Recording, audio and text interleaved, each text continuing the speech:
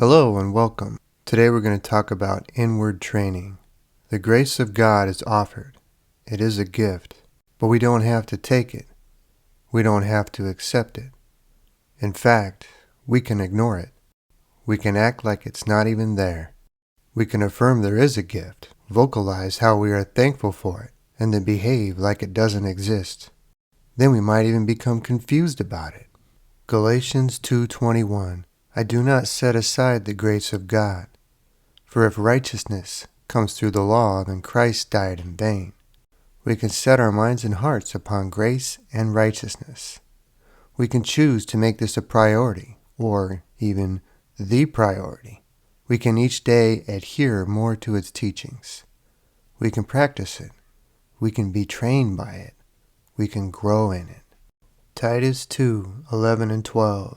For the grace of God that brings salvation has appeared to all men, teaching us that denying ungodliness and worldly lusts, we should live soberly, righteously, and godly in the present age. Inward training involves denying ungodliness and worldly lusts, living soberly, righteously, and godly in the present age. Every day we pay attention to God's grace, we can become trained with it. God's grace is here to teach us, but we will need to listen. We will need to do what it says. We will need to pay attention and sense God's grace for direction and then walk in it. On page 85 in the book Alcoholics Anonymous, it reads, what we really have is a daily reprieve contingent on the maintenance of our spiritual condition. Every day is a day when we must carry the vision of God's will into all of our activities. How can I best serve Thee? Thy will, not mine, be done. These are thoughts which must go with us constantly. So perhaps one good daily exercise is to review ourselves for how well we were thinking with God's will. How well were we practicing God's will each day? Hebrews 12:11. Now no chastening seems to be joyful for the present, but painful. Nevertheless, afterward, it yields the peaceable fruit of righteousness to those who have been trained by it. We are to be trained in righteousness.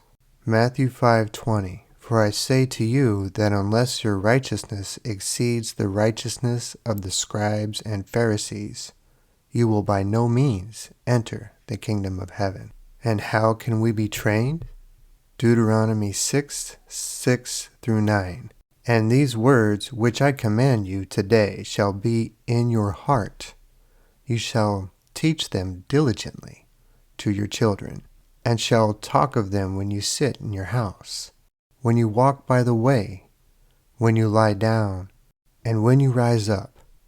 You shall bind them as a sign on your hand, and they shall be as frontlets between your eyes.